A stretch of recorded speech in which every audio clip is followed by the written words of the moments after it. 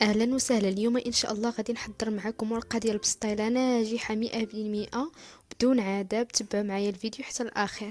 بالنسبه لنا المقادير، فعندي 2 كيسان تاع الدقيق، 2 كيسان تاع الماء، 2 معالق تاع الزيت المائده، ورشه تاع الملح.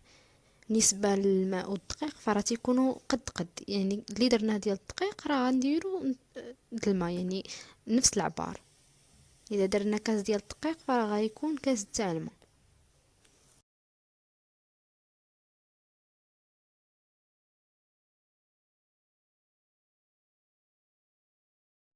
وبالنسبه هنايا من بعد ما كنضيفوا داك المكونات صافي كنبقاو نخلطوا.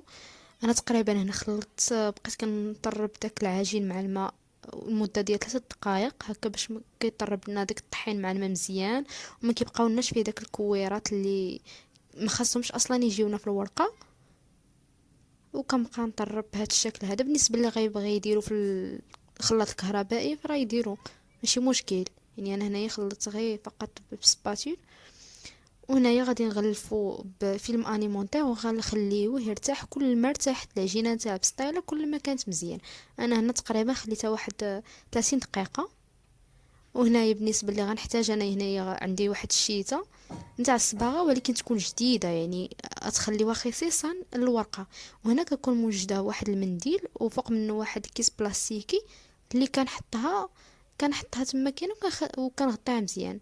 تما كاين عندي الزيت باش كندهنوا الورقه ديالنا من بعد ما كنطيبوها. هنا وضعت المقله ومن تحت منها كاسرول فيها الماء غليان، وتا تسخن المقله مزيان عاد كنبداو ندهنوا بهذا الشكل كما موضح هنا في الفيديو. ونحاولوا ما امكن اننا نديروا طبقه رقيقه، يعني ما تجيناش غليظه. هانتوما كما كتشوفوا معايا جهه بجهه.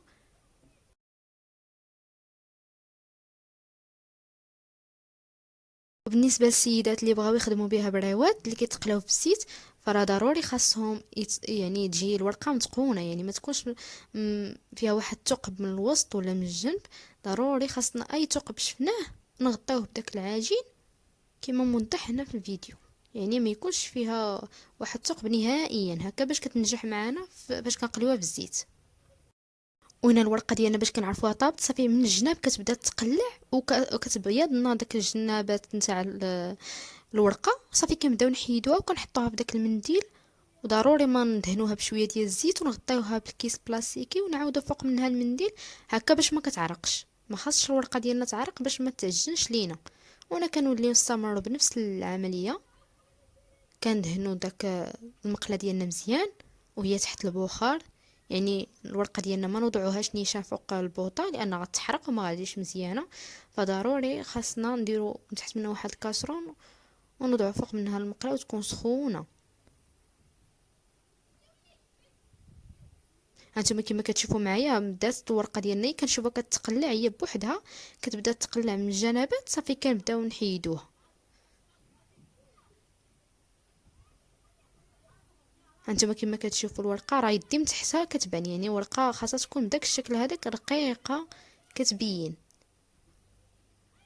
وغنستمر بحال هكا حتى نسالي هاد الكميه ديال الدقيق اللي عندي. فانا هنايا تقريبا عطاتني كميه كثيره لانني درت 2 كيسان تاع الطحين ديال الدقيق. واللي بغى يدير هي كاس تاع الدقيق مع كاس تاع الماء فراه على حسب الكميه اللي غتعمروا بها نتوما. وكنستمروا بنفس الكيفيه حتى كنخليوها شويه واحد شويه طيب. صافي من بعد ما كيتحمروا لنا داك الجوانب كيبداو يبيضوا صافي راه كنهزوا الورقه ديالنا.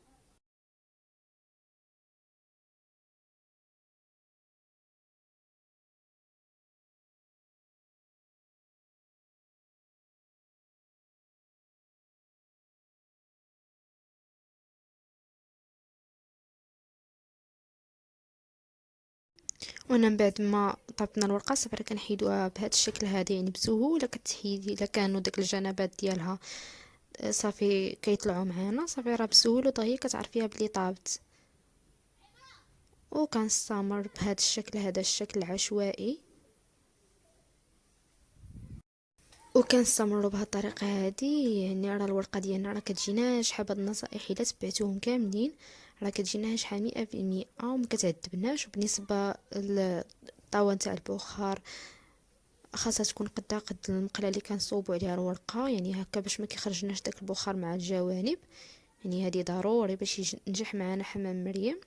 خاص كي المقله كيف كتجينا الكاسرون اللي فيها الماء غليان.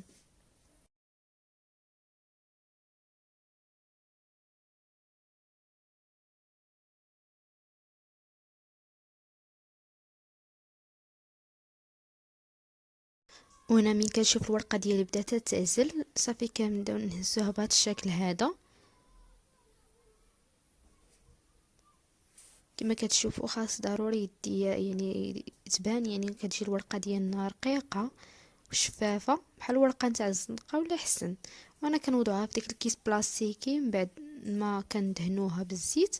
ضروري كندهنو داك الجوانب ديالها لان داك الجوانب دغيا كينشفوا، فكندهنوهم مزيان وعاد كندهنو الوسط وكنغلفوها بواحد هذاك الكيس بلاستيكي اللي دايرين حنايا من الفوق، وكنخليوها تبرد وعاد ديك الساعه كنغطوها بالمنديل هكا باش ما كتعرقش لينا الورقه.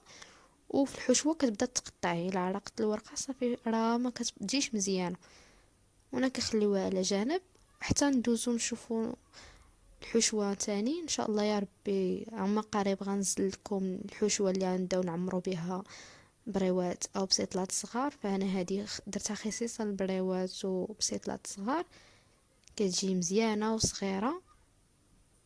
هنا صافي كنوضعو داك الكيس بلاستيك فوق منها وكنوضعو داك المنديل وكنخليوه على جانب.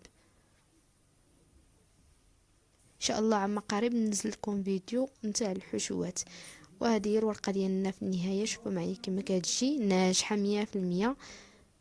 يعني واخا كنكمشها هكا بيدي راه ما كتقطع ما والو، ورقيقه وشفافه وكتجي سهله وكتعطي كميه، يعني كميه كثيره.